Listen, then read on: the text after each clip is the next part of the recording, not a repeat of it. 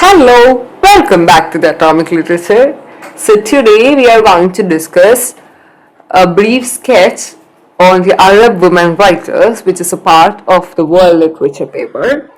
So we will be dealing with this essay in a nutshell with the introduction part of the essay.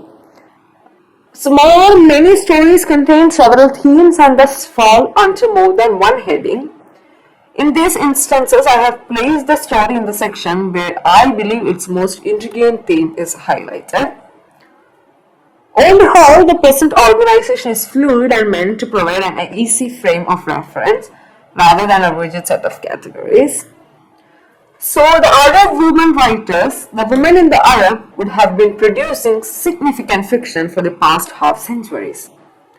So although the Arab literary tradition had its narrative types, the short story and the novel were new genre adopted from the West in the late 19th and the early 20th centuries. So it was introduced during the process of cultural revival known in Arabic as Al-Mahda. So Al-Mahda was what is the process of name for cultural revival. And it was during this period the new genres such as short stories and novels were being introduced, which is adopted from the west part of this world. So the new forms underwent considerable experimentation before gaining acceptance and reaching maturity. So the emergence of short story in particular is closely connected with the development of the Arabic press, which offered authors an avenue of publication and thus a readership. So it was because of the development of Arabic press that increased or that placed a platform for the Arabic authors, a space of publication, and thus also it helps for readership also. So since the Second World War, when most Arab countries have gained their political independence and the newly formed governments have pursued policies of social and economic reforms, there has been a gradual improvement in the condition of women. So it was only after the Second World War we can see a kind of a rapid change in the condition of the Arab countries that have gained their own political independence and started to have their own personal or policies of social and economic reforms that improved the conditions of the women living in the Arab countries. So the spread of free compulsory public education not only raised the level of literacy among the women but also opened the door to new employment opportunities. So by that time, before the Second World War, we can see there was no free education which is being given to the people living there. So after the Second World War, when the free public education was given or was gifted to the people in the Arabic area, we can see a wide improvement in the case of women, and it also paved the new way to the employment opportunities. We can also see women's participation in the public life, which increased, reaching into all areas of activities. In the area of literature also, we can see women have advanced gradually from the margins to the center of literary production and the contribution to modern Arabic literature, which has been invaluable. So the women in the Arabic countries have contributed in a large mass to the Arabic or to the modern Arabic literature, and they become like the center of literary production. We can also see fiction, which possesses the use of fantasy and therefore entails a lesser degree of exposure and accountability, which has become the most popular and powerful vehicle of self-expression and social criticism for women. And in the last half century, Arab women writers have brought the art of storytelling to a high level of accomplishment and achieved a remarkable development in theme, form, and technique. So in the last half centuries, we can see the genre of or the art of storytelling, which is being broadly used by this Arabic women, which also bring a remarkable development in the themes or the techniques or the forms which is being used in the genre, in the several genres. Prominent among the pioneer authors are the Palestinian Mai Siada, the Egyptian Suhair al-Kalamawi, and the Syrian Ulfat al-Idilbi. So these were the pioneer authors who were very prominent. And while the presence of the women on the Arabic literary scene has grown in number and influence in recent decades, there are still fewer female than male authors. Even though we can see a rapid rise or an improvement in the condition of women and the women authors, we can still see that there are still fewer female than male authors. Like male authors are still dominant over these female writers. In addition, they do not represent all segments of Arab society. So the whole parts or the whole segments of this Arabic society is not being portrayed. Most of these women writers come from the middle and the upper class and have had the education and resources which is needed for the intellectual pursuits. So here we can see a condition, a marginalized condition, where the middle class and upper class women are more accessible for their intellectual pursuit and therefore their literary career and all, but we can see there are still certain marginalized women who are not able to write or who doesn't have this much access as that of the other women. So these were all not being represented in a proper manner. In the developing part of the world where illiteracy is still widespread and where the overwhelming majority of women are preoccupied with the harsh realities of daily life, Virginia Woolf's basic assumption that a woman must have money and the room of her role if she is to write fiction is of a particular relevance. So, Virginia Woolf have quoted this particular line that a woman should have money and she should have her own space in order to write some fiction. So it is something which is very, very relevant. It is a very relevant statement for a woman that she should have her own freedom and her own space in order to create something, to create a piece of work.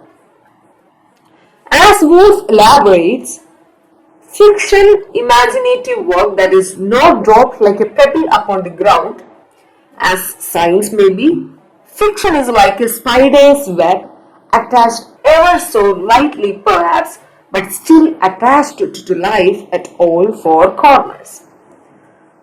These webs are not spun in midair by incorporeal creatures, but are the work of suffering human beings and are attached to grossly material things like health and money and the house we live in.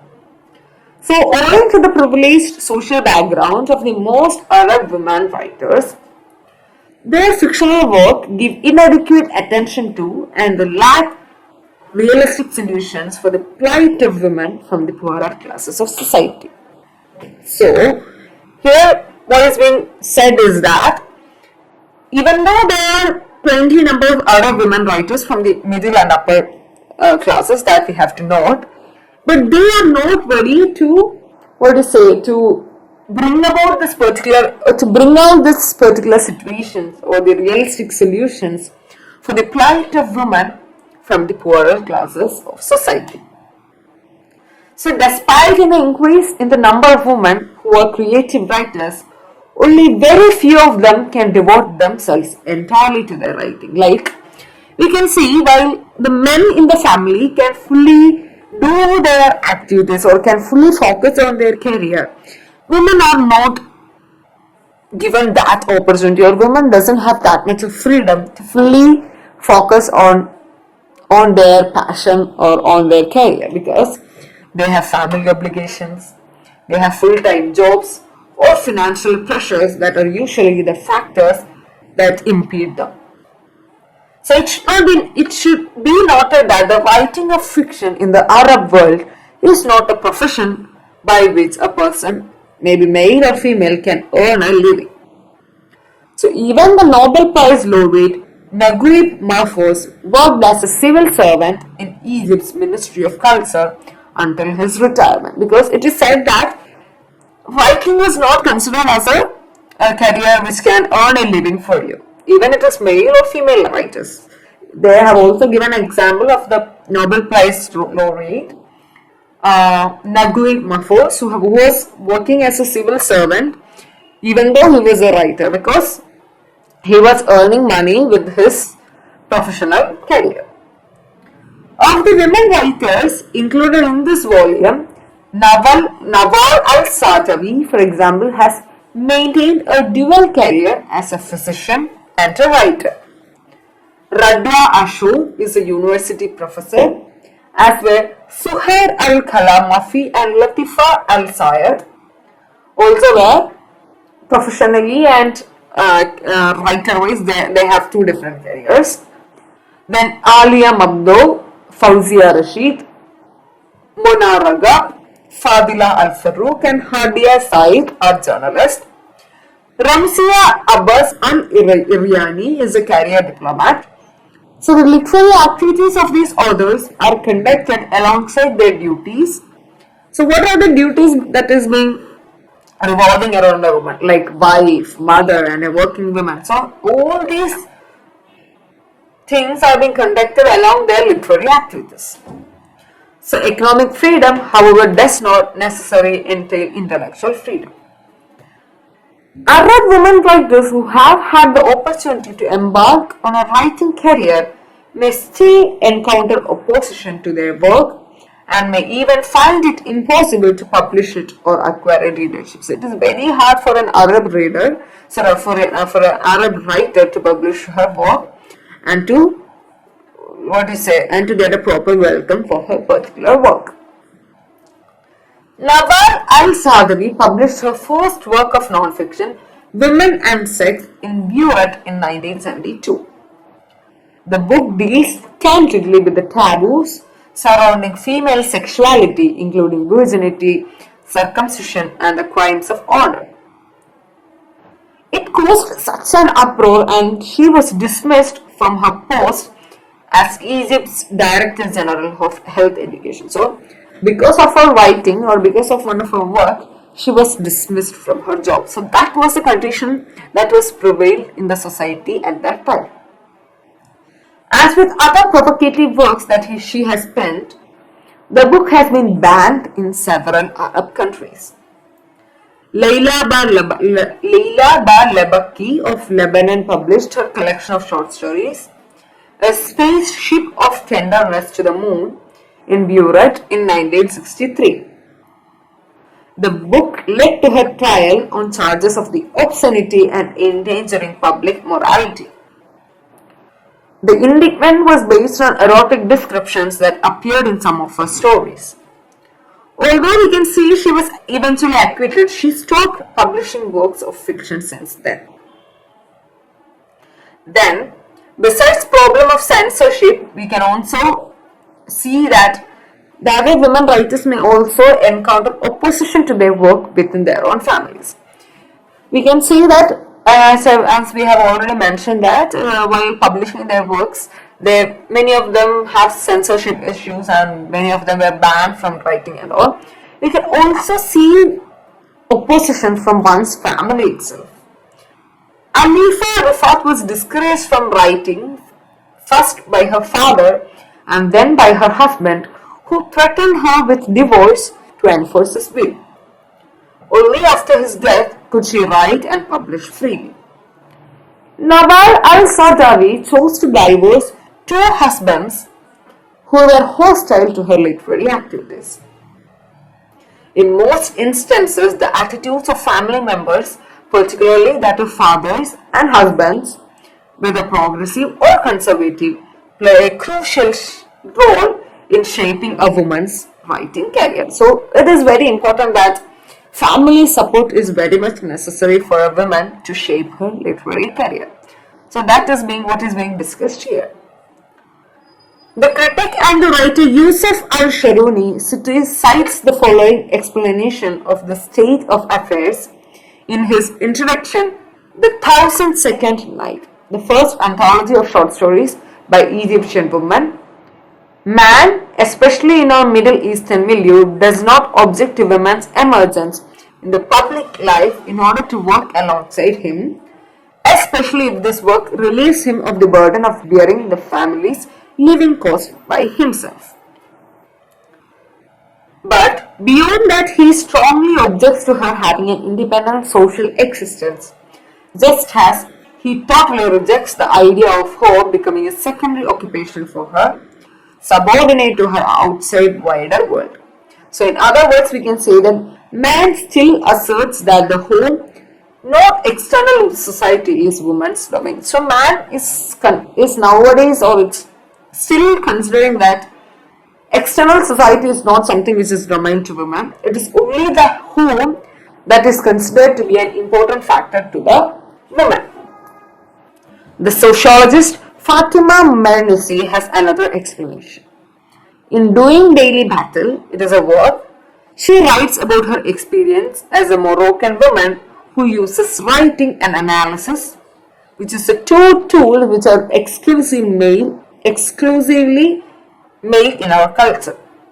And let no one tell me that in our heritage there has always been women scholars. So Mernissi states that with her engaging sense of humor that she has learned to distinguish the varieties of terrorist tactics that men who monopolize the system or symbolic values of our society used to stop me from expressing myself or to denigrate what I say.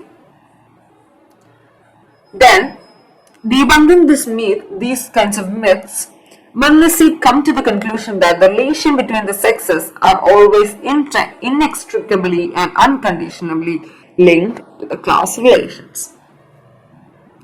From the beginning, then Arab women writers have had to assert themselves in a male-dominated arena, from audience to the publishers to critics to the literary tradition. This means that women writers have to face so many things in this male-dominant platform.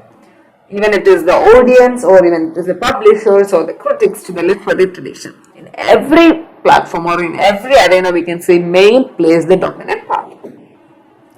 The Egyptian author Salwa Bakr acknowledged the formidable task facing an Arab woman writer. It is a heavy task on many levels, especially in the society in which most individuals are illiterate, a society which is conservative by nature, whose values are static, and which does not respect women in the first place. So that is the main of the all points. All this makes writings seem like the task of Sisyphus, particularly if the writer stops to think for whom she is writing. Arab women writers continue to give literary expression to their feelings and thoughts, yet despite the various obstacles they have to encounter. Many of the authors presented in this anthology have produced a large volume of work and achieved eminence. Two groups of women writers can be distinguished in this anthology, that is, those from the Arab East and those from the Arab West. So from the Arab East, they are named as Mashriq, and those from the Arab West are named as Maghrib. Mashriq means MSHRIQ. That is from the Arab East group, and Arab West means Maghrib, MAGHRIB. So historically and culturally, these parts of the Arab would have developed differently. So the Arab East and Arab West have different traditions and different cultural developments. And domination by European colonial powers in the 19th and 20th century contributed to this particular division of Maghrib and Mashriq. The countries of Arab East were mostly under British colonial rule. So the Arab East countries are Egypt, Palestine and Iraq. So they were under British colonial rule, and the Arab West countries are Morocco, Tunisia and Algeria, which is under French colonial rule.